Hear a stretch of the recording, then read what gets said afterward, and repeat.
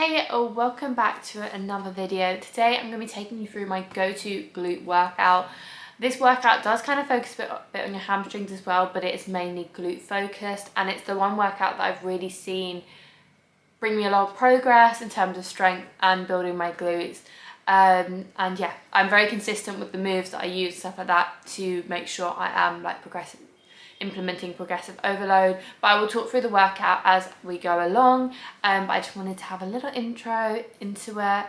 Yeah, I hope you enjoy this video. Let's get straight into the workout. Okay, so let's get straight into the workout. Of course, to have a good workout, you have to be stretching before. Warming up properly is so essential, and something that I really did skimp on for a long time. And I totally regret doing it, to be honest, because you're more likely to injure yourself if you don't warm up properly. And also, your actual performance is so much better if you do warm up correctly.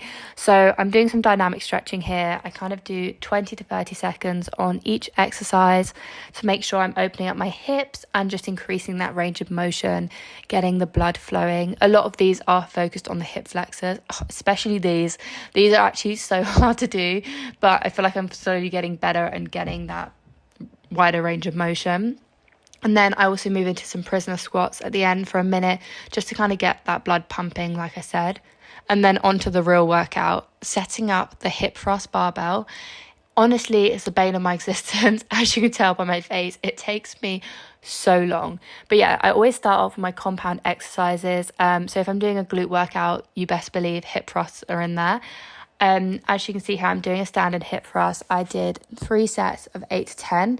Normally, I would just do normal hip thrust or KAS glute bridges, but in this workout I decided to do 3 sets of each, just to really push myself. I'm doing kind of like an upper, one of my like higher weights, that makes sense.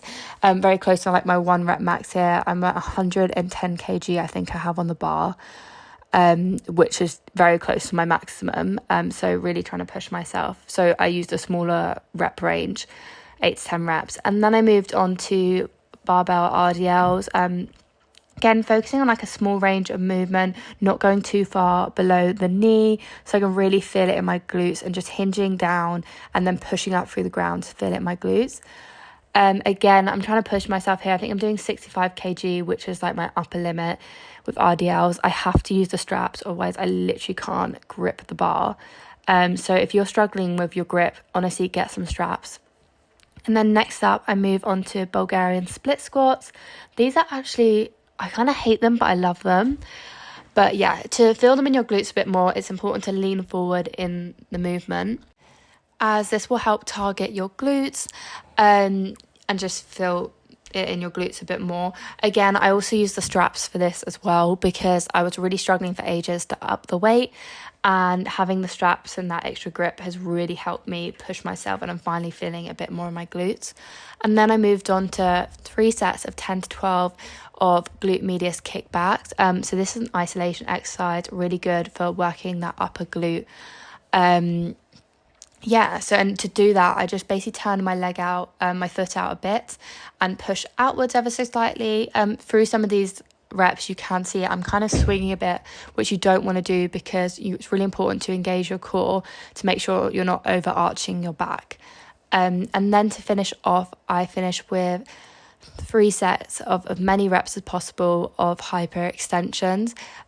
In this, to kind of really target your glutes instead of your hamstrings, you want to have a shrimp back, so your back is arched over, not a flat back, and then you'll really feel it in your glutes.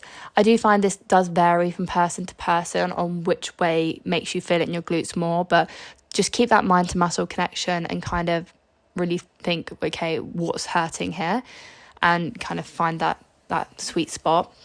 And then, of course, like I said, I'm trying to work on my flexibility. So finishing off with some stretching just to help release that lactic acid, because I did push myself a lot in this workout. I hold each stretch for about 20 to 30 seconds to make sure and try and like lengthen throughout the stretch.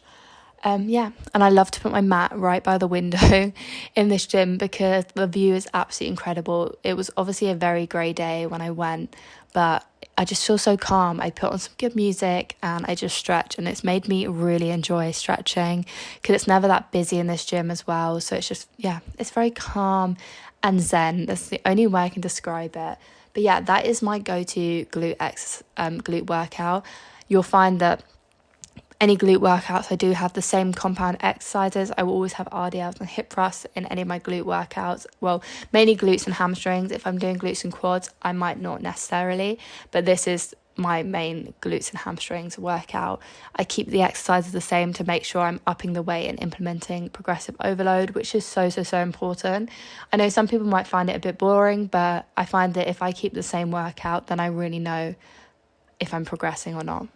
And that is my workout. If you have any questions about anything, then please just drop them in the comments. I will link everything in the description, what I'm wearing, because you know, I find it so important that you've got a cute gym fit, that you feel comfortable in. It actually makes you perform so much better, as well as the big thing that has really changed up my strength and my ability to kind of lift more has been actually investing in some lifting straps. I've had my lifting straps for a while now, but honestly before then I was just like getting stuck at weights. Everything was feeling really easy, whereas now like I can actually go to a muscle failure on like those exercises like RDLs and stuff, instead of failing like when my grip gives away.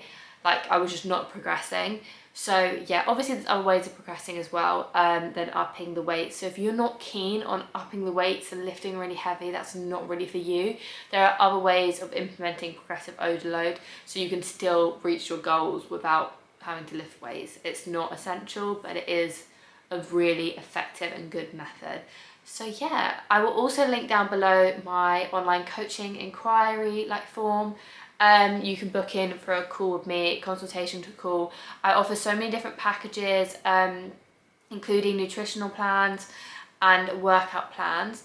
So we can talk through your goals and whether or not I have something that suits you, an offer that suits you. It can be great if you're just a bit stuck in the gym, you kind of need someone to keep you accountable, or you're not really sure like how to kind of write up a workout or workout plan, you just want that bit of extra guidance. Online coaching is perfect for that. So yeah, if you're interested, you want to hear more about it, then just inquire down below and then I'm gonna get back to you like within 24 hours. So yeah, we can book in a chat or just text, chat over message. But yeah, I hope you enjoyed this video. If you did, please give it a thumbs up and I will see you in my next video.